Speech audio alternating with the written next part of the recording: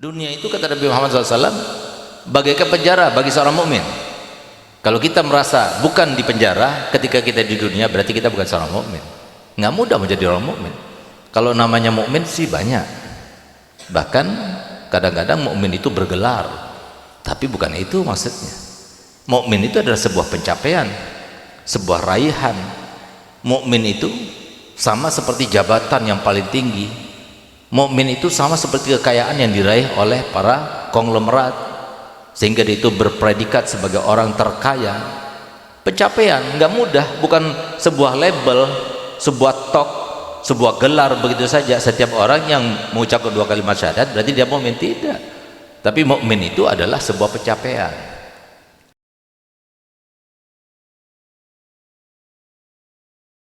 Assalamualaikum warahmatullahi wabarakatuh. Alhamdulillahirabbil alamin.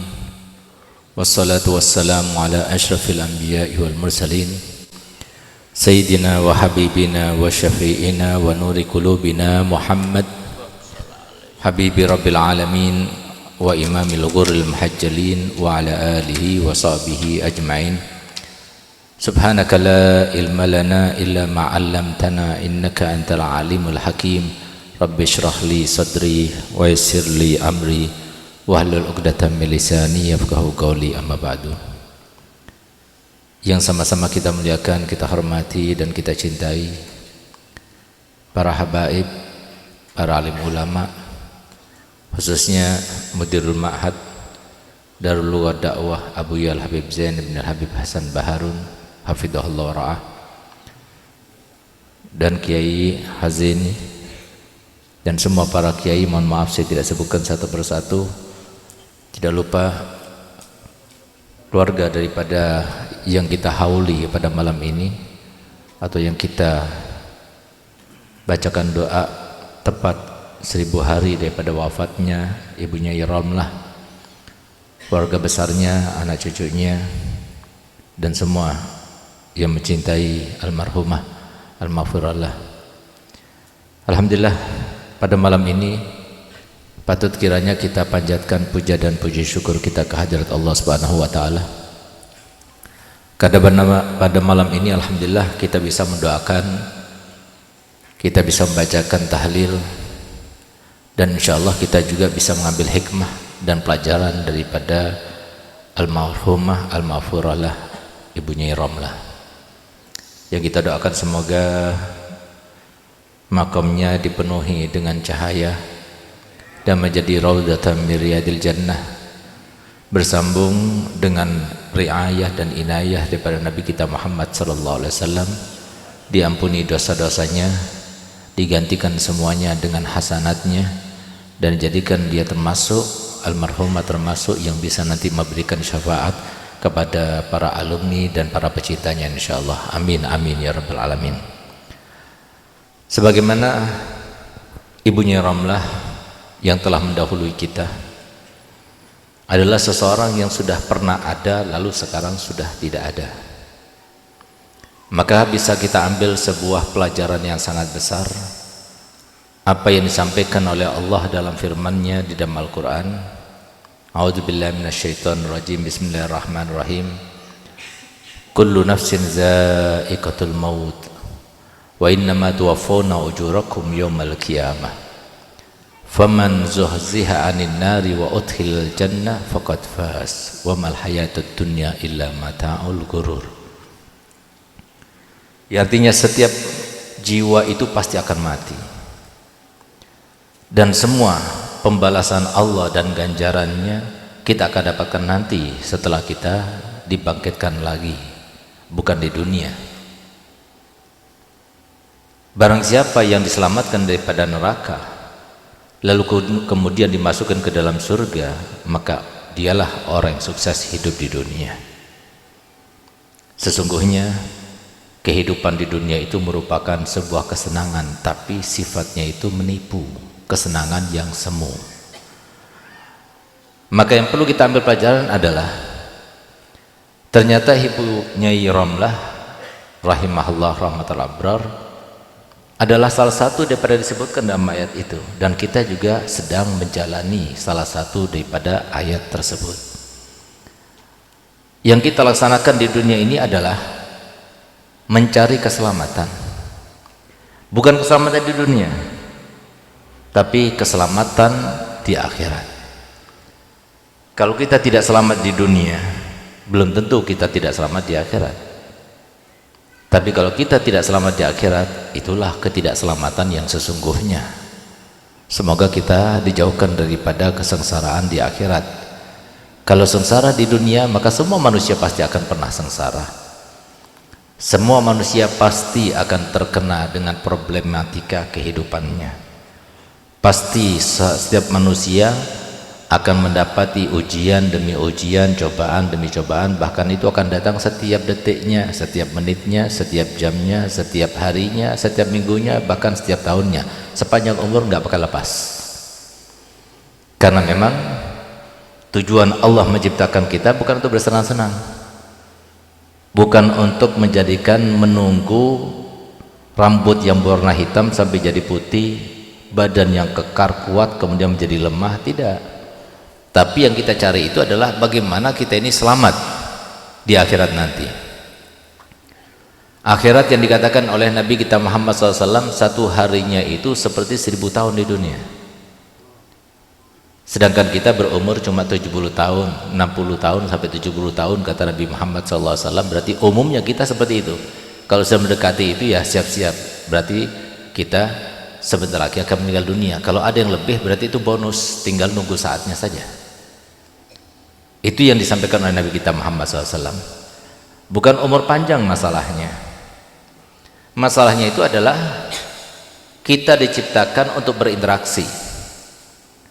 Kita diciptakan di dunia untuk berjumpa dan bertemu dengan keluarga, dengan tetangga, dengan kerabat, dan kita dihadapkan dengan kewajiban dan juga sesuatu yang diharamkan oleh Allah SWT.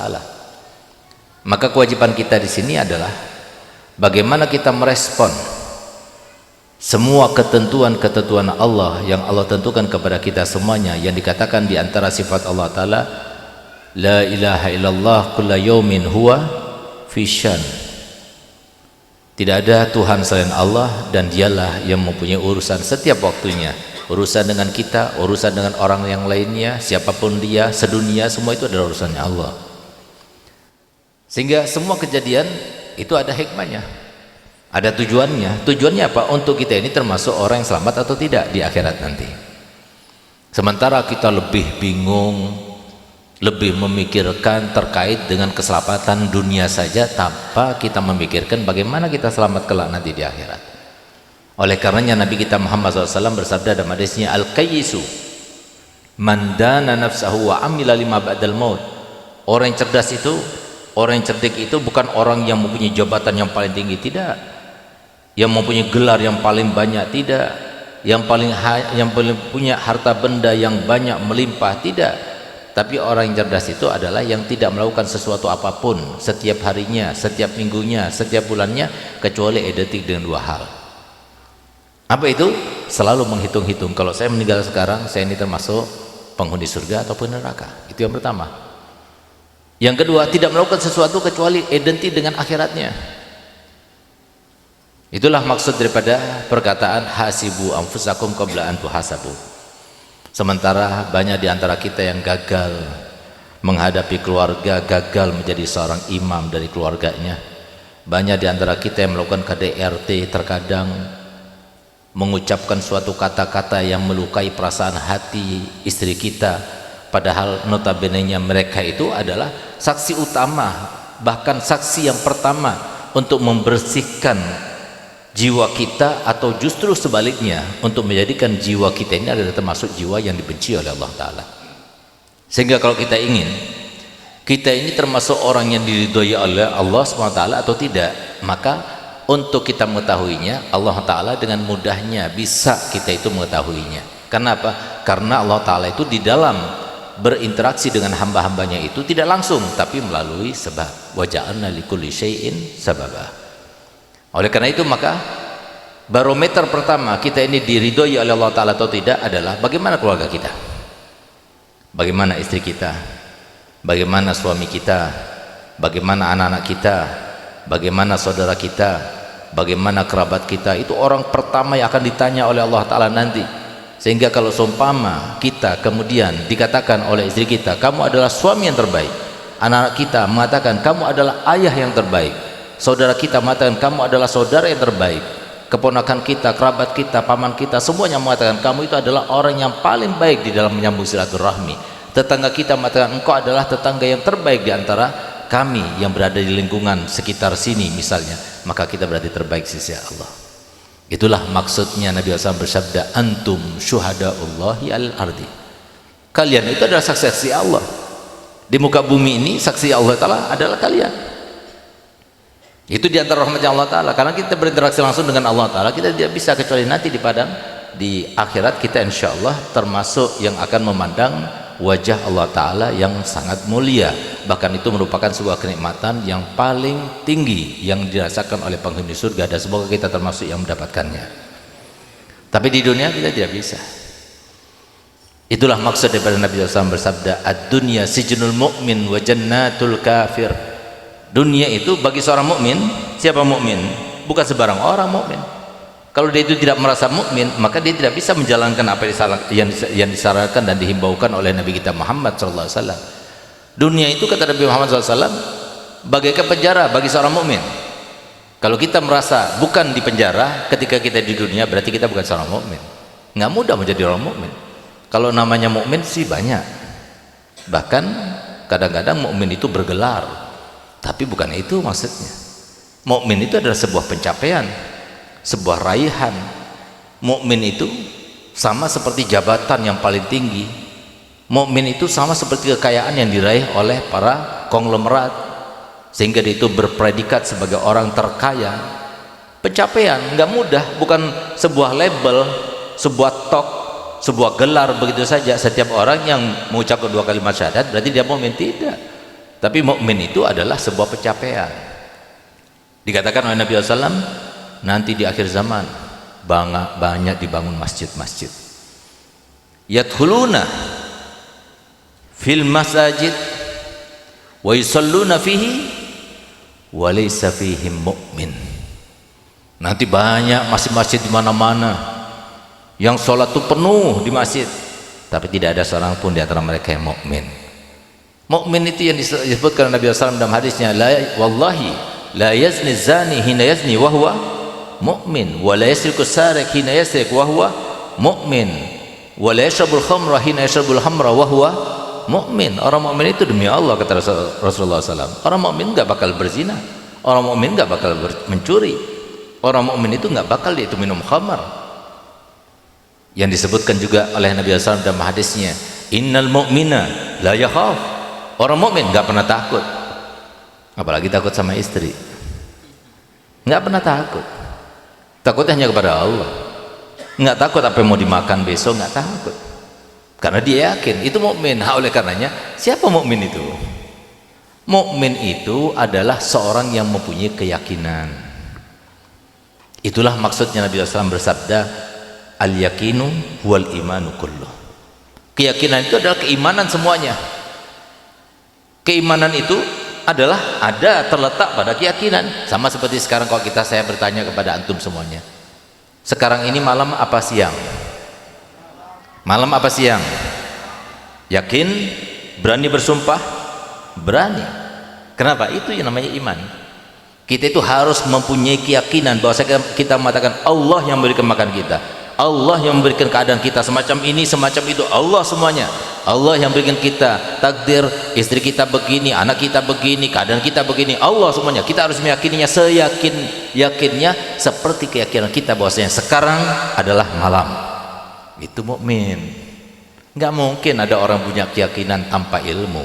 Kenapa kita katakan bahwasanya pada malam ini adalah malam, sekarang ini malam bukan siang? Karena kita tahu dengan apa? Dengan mata kita, dengan pendengaran kita, dengan keadaan yang kita alami, sehingga kita katakan ini malam. Tapi orang nggak punya ilmu, orang yang dalam rumah, yang dia nggak tahu sekarang ini siang atau malam, dia nggak tahu. Maka begitulah perbedaan yang disebutkan dalam Al-Quran, seakan-akan ayat itu tidak ada artinya, datar sekali. padahal itu sangat berarti bagi kita semuanya. Ayat apa itukah? Ayat tersebut disebutkan oleh Allah Ta'ala di dalam firman-Nya yang berbunyi, la yastawil ladzina ya'lamuna wal ladzina la ya'lamun. Enggak sama. Orang yang tahu sama orang yang enggak tahu enggak sama. Orang yang dekat kepada kiai dengan orang yang tidak dekat kepada kiai enggak sama. Orang yang punya anak nyantri di pondok pesantren sama orang yang enggak punya anak nyantri pesantren enggak sama. Keluarga yang ada santrinya sama keluarga yang enggak ada santrinya enggak sama. Enggak sama di dunia, enggak sama di akhirat. Enggak sama kebahagiaannya, enggak sama juga ketentramannya. Enggak sama kesejahteraannya, enggak sama juga kesentosaannya. Semuanya enggak sama. Enggak di dunia sama, enggak di akhirat lagi juga sama. Di barzah pun juga tidak sama. Semua itu yang menentukan kita itu adalah keimanan. Iman itu yang perlu kita tingkatkan, keimanan itu. Bagaimana kita meningkatkan keimanan itu? Nah, caranya adalah seperti yang disebutkan oleh Allah Ta'ala dalam Al-Quran di dalam surat Al-Asr, wal asri innal insana lafi khusr. Demi masa, sesungguhnya seluruh manusia, siapa saja, dia termasuk orang yang merugi. Mau dia kaya, kalau dia bukan termasuk seperti yang disebutkan dalam surat Asr tersebut, rugi. Mau dia seorang yang paling tampan, kalau bukan dia termasuk seperti yang disebutkan dalam surat Asr tersebut, rugi. Walaupun dia itu menjadi seorang pejabat paling tinggi, kalau dia bukan termasuk yang disebutkan dalam surat Asr, rugi. Kecuali siapa? Illal ladzina amanu, kecuali orang beriman. Siapa orang beriman? Orang beriman, orang yang berkeyakinan. Siapa orang berkeyakinan? Orang berkeyakinan itu adalah orang yang mengetahui dengan pengetahuan. Oleh karenanya Nabi kita Muhammad SAW bersabda, tolabul ilmi faridatun ala kulli muslim. Di dalam ayat, di dalam hadis yang lainnya Nabi SAW bersabda, ta'allamu minal mahdi ilal.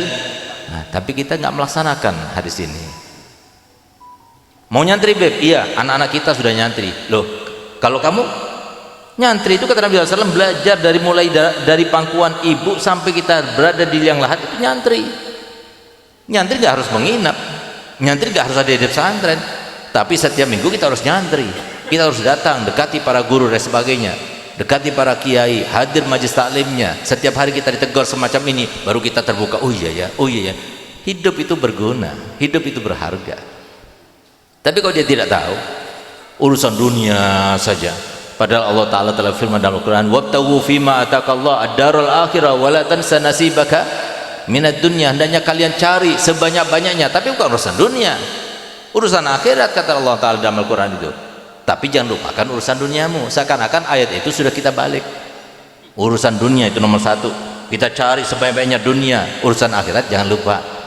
Tapi itu yang terjadi. Oleh karenanya ayo sama-sama, kita bakal meninggal dunia. Nanti tatkala kita meninggal dunia akan terjadi 5 hal, dan ini disampaikan oleh Nabi kita Muhammad SAW. Semuanya, setiap kita, di antara kita pasti dia akan mendapatkannya. Yang pertama apa? Yang pertama, ketika datang sudah sakaratul maut, maka akan timbul sebuah penyesalan. Kenapa dia menyesal? Setiap orang meninggal pasti akan menyesal. Penyesalan karena pada saat itu dia akan ditampakkan kepadanya istrinya, anak-anaknya, cucunya yang begitu dia sayang, yang begitu dia puja, ternyata sebentar lagi dia akan meninggalkan mereka semuanya. Sehingga apa? Sehingga kalau dia baru kawin misalnya, wah nanti dia istrinya mau kawin lagi, anaknya gimana dan sebagainya. Jadi pikiran dia, takut dia orang beriman, enggak takut. Apalagi dia seorang wali Allah, enggak takut. Itu artinya ala inna awliyallahi la khaufun alaihim walahum yahzanun. Enggak bakal takut mereka kepada apa yang akan dialaminya di alam barzah, di alam mahsyar, sampai di akhirat. Tidak takut. Walahum yahzanun, mereka tidak sedih. Kenapa? Enggak takut nanti istrinya bagaimana, anaknya bagaimana. Tidak takut, tidak pernah sedih. Kenapa? Allah sudah kasih jaminan kepada mereka. Nah, tapi kalau kita bukan seorang beriman, apa yang akan terjadi? Itu yang pertama. Ini adalah yang paling tidak bermasalah. Karena mohon maaf, mereka yang kita elu-elukan, mereka yang kita korbankan semuanya untuk mereka, yang kita itu berkeringat untuk mendapatkan kesejahteraan dan kebahagiaan untuk mereka, ternyata mereka ketika kita meninggal dunia, ya cukup mereka cuma menangis saja. Mungkin mereka datang ke kuburan kita sekali, sehari, 2 hari, 3 hari, habis itu melupakan kita. Itu yang terjadi. Tidak ada seorang pun di antara mereka yang kita berkorban untuk mereka semuanya. Ketika sudah datang kematian kepada kita, yang rela untuk menjadikan kita itu masih menemani mereka walaupun sehari, walaupun 2 hari, nggak bakal mau. Kita sudah mayat, ditaruh, biarkan mayat saya itu jangan dikubur dulu ya, saya ingin kumpul sama kalian semuanya, nanti kok saya meninggal jangan dikubur dulu ya, biar 7 hari bersama kalian. Ada yang mau? Nggak ada yang mau. Ini yang terjadi, biar kita paham. Untuk itukah kita akan hidup di dunia? Rugi kita. Kita cari semuanya untuk kita sholat untuk kita sendiri, kita hadir pengajian untuk kita sendiri. Kenapa? Setelah kita meninggal habis sudah. Kecuali kalau kita minta sedekah jariyah, kita punya ilmu yang bermanfaat, kita punya anak yang soleh. Tapi kalau kita nggak punya 3 hal itu, selesai sudah. Jadi di alam kuburnya tinggal nunggu syafaat saja. Kalau ada kebetulan ada orang soleh lewat, bacakan Fatihah, bacakan sholawat, ya alhamdulillah dia terangkat derajatnya, dihapuskan dosa-dosanya. Tapi kalau tidak, ya udah pasrah. Itu yang terjadi. Oleh karenanya Imam Ali bin Abi Thalib karramallahu wajhah, pernah suatu waktu beliau itu dalam keadaan sumpah, dalam keadaan gelisah, gusar. Lalu ke dia, orang-orang soleh itu kalau dalam keadaan sumpah itu perginya kemana? Beda sama kita. Kalau kita dalam keadaan gusar, dalam keadaan sumpah dan sebagainya, pergi ke kafe-kafe, diskotik dan sebagainya. Mereka tidak, perginya itu ke kuburan. Ketika sampai dalam kuburan, maka beliau berteriak, ya ahlal kubur, mal khabar ladzi indakum wa sanukhbirukum mal khabar ladzi indana. Wahai ahlul kubur, apakah kabari-kabari ada di antara kalian? Setelah kalian berikan kabari-kabari di antara kalian, aku akan beritahukan kepada kalian apa kabari-kabari yang ada di antara kalian. Kebetulan ada pecinta-pecinta beliau yang datang bersama beliau. Maka kemudian Imam Ali itu mendekatkan telinganya ke dalam salah satu kuburan. Demi Allah, kalau seumpama mereka itu diizinkan untuk berbicara, mereka akan berbicara. Tapi sebelum mereka berbicara, aku akan sampaikan kepada mereka, dan mereka mendengarkan apa yang saya sampaikan. Sebagaimana Nabi SAW berkata kepada Abi Lahab, kepada Abi Jahal di dalam kuburnya, mereka walaupun sudah menjadi bangkai, mereka mendengar apa yang saya katakan, kata Nabi Muhammad SAW. Apa katanya Imam Ali? Sebelum kalian kabari aku tentang kabari yang ada di antara kalian, aku kabarkan kepada kalian. Amal amwal faqad qusimat. Harta kalian yang kalian cari dengan susah payah, yang sertifikatnya ditaruh tempat yang paling tersembunyi, yang paling teraman, sekarang sudah dijual, dibagi-bagikan kepada ahli waris. Amal azwaj faqad tazawwajna ghairakum. Adapun istri-istri kalian sekarang kawin sama orang lain. Amal buyut, adapun rumah-rumah kalian yang kalian bangun dengan susah payah, sekarang sudah ditinggali oleh orang lain. Itulah kabari-kabari yang ada di antara kami. Kalau kita meninggal dunia, itu yang terjadi. Nggak mungkin, nggak seperti itu. Nggak ada di antara kita, begitu kita meninggal, istrinya itu dia terluka hatinya, membekas di dalam dada sehingga dia itu tidak bisa tidur selama-lamanya. Bohong itu. Yang ada tinggal ya sabar 40 hari, sebulan, 2 bulan, 3 bulan, mulai kesepian. Akhirnya maka saya mau begini terus. Kalau seumpama kebalikan yang terjadi, suami saya bakal kawin lagi, ya saya juga seperti itu. Itu sudah mulai, maklum namanya manusia, sudah nggak ada ikatan lagi, nggak ada mengingatkan lagi dan sebagainya. Itu yang terjadi. Lalu apa katanya Imam Ali? Beliau mendekatkan telinganya ke dalam salah satu kuburan. Demi Allah, kalau semua mereka diizinkan oleh Allah Ta'ala untuk berbicara, pasti mereka berbicara. Kalau mereka berbicara, tidak akan berbicara dengan apapun kata-kata di dunia, kecuali hanya khairuz zad at-taqwa. Sebaik-baik bekal kalian menuju ke dalam kubur kalian adalah bertakwa kepada Allah. Takutlah kepada Allah, laksanakan semua perintahnya, jauhi segala larangannya. Itu yang pertama. Yang kedua akan datang penyesalan. Karena apa? Karena saat itu sebentar lagi akan berjumpa dengan Allah. Sehingga apa? Amal-amal kita yang baik-baik ditampakkan, amal-amal kita yang buruk juga ditampakkan. Sehingga waktu-waktu kita yang luang, yang kita gunakan untuk tidur melebihi daripada kapasitasnya, itu juga akan datang. Sehingga menyesal, kenapa saya tidak isi dengan ibadah, kenapa saya tidak dekat pada ulama, kenapa, semua itu ada penyesalan pada saat itu. Kemudian yang ketiga, kita akan melihat seramnya malaikat Israel ketika mencabut kita. Kalau kita bukan termasuk orang yang tidak baik, orang yang fasik, maka insya Allah kita akan melihat Israel itu dalam keadaan lembut wajahnya, enak dilihatnya, enak dipandangnya, sehingga kita melihatnya dalam keadaan tersenyum, tidak takut. Semoga kita semacam itu. Tapi kalau kita termasuk yang bukan orang baik, tapi orang fasik, orang yang jauh daripada Allah, orang yang tidak mendapatkan rahmat Allah, maka yang terjadi seperti yang terjadi pada Nabi Allah Nuh alaihissalam ketika datang kepada malaikat Israel, ya Israel, aku ingin melihat bentukmu ketika engkau mencabut nyawa orang-orang yang tidak baik. Apa katanya, kata malaikat Israel, gal ya Nuh, kamu tidak akan mampu melihatnya. Enggak apa-apa, aku ingin melihatnya. Baik kalau begitu, ditampakkan wajah malaikat Israel ketika mencabut orang yang tidak baik. Begitu dia melihatnya, langsung pingsan. Ketika dia siuman ditanya, bagaimana menurutmu? Apa katanya Nabi Allah Nuh, kalau seumpama seorang yang fasik yang berbuat dosa tidak melihat, tidak mendapatkan azab, tidak mendapatkan siksa daripada Allah, kecuali hanya melihat wajahnya yang mengerikan saja, itu sudah merupakan azab yang luar biasa. Yang keempat, kita akan merasakan sakitnya sakaratul maut.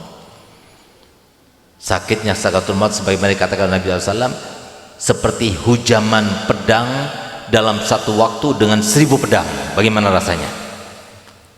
Nabi Allah Musa alaihissalam pernah merasakan bagaimana sakitnya rasa kematian. Ketika sudah mencobanya kemudian dihidupkan kembali, maka ditanya, bagaimana rasanya kematian wahai Nabi Musa? Apa katanya? Sama seperti kambing yang dikuliti hidup-hidup, setelah dikuliti semuanya kemudian diletakkan di atas kuali yang panas. Bagaimana rasanya? Itulah rasanya kematian. Kalau kita bukan orang yang tidak baik, orang yang baik. Tapi kalau kita orang baik tidak seperti itu. Dan semoga kita termasuk yang baik sehingga kita mendapatkan kemudahan dalam sakaratul maut. Apa yang terjadi? Katanya kalau orang baik itu sama seperti orang yang buat adonan kemudian jatuh sehelai rambut.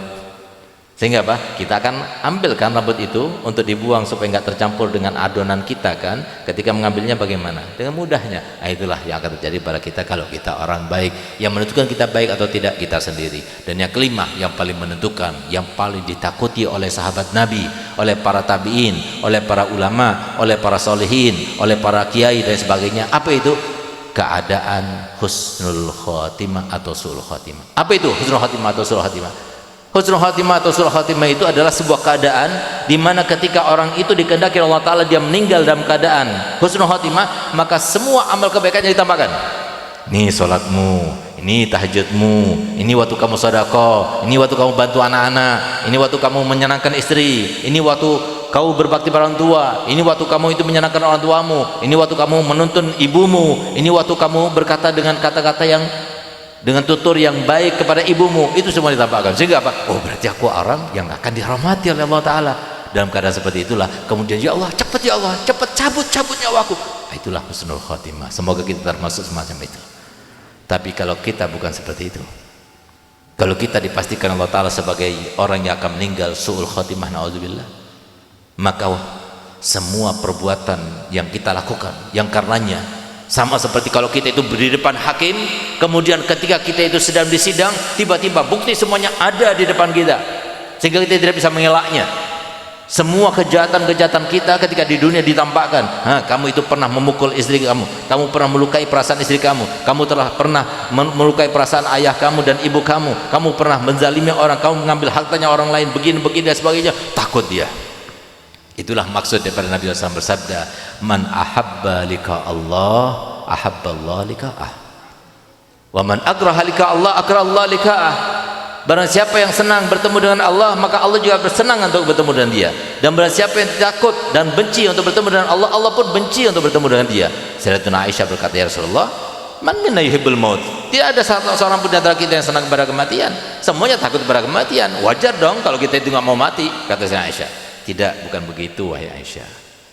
Tapi keadaan pada saat kita akan menenggang nyawa itu loh, itu akan tampak kepada kita kebaikan-kebaikan kita. Sehingga apa? Begitu lihat kebaikan-kebaikan itu sama seperti yang dikatakan oleh Sayyidina Bilal bin Rabah, di mana Sayyidina Bilal bin Rabah ketika dia dalam keadaan sakaratul maut, terengah-engah nafasnya, maka istrinya, anaknya, mereka semua berkata, wah karobah, alangkah sedihnya, kami akan ditinggalkan seorang ayah yang begitu menyayangi kami akan tinggal seorang suami yang begitu mencintai istrinya. Apa kata saya? Bilal, la balwa toroba, alangkah senangnya aku, wadan alqa Muhammadan wa hizbah, besok aku akan berjumpa dengan Nabi Muhammad dan sahabat-sahabat Nabi Muhammad. Ini yang terjadi. Oleh karena kita minta pada Allah Ta'ala, kalau kita ingin tahu bagaimana kita meninggalnya nanti, su'ul khotimah, naudzubillah, atau husnul khotimah, maka Nabi Muhammad sudah menjelaskan kepada kita, yamutul mar'u ala ma asya alaih wa yusyarru mar'u ala ma mata alaih. Setiap orang meninggalnya bagaimana dia itu mengisi kehidupannya. Kalau dia isi dengan kemaksiatan dan kemaksiatan, meninggalnya pun dalam keadaan maksiat. Naudzubillah.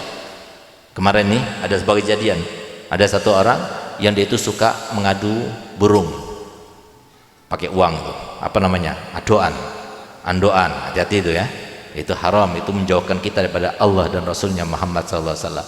Begitu dia berangkat bawa andoannya di belakang, celakaan, bawa rumah sakit, masuk ICU.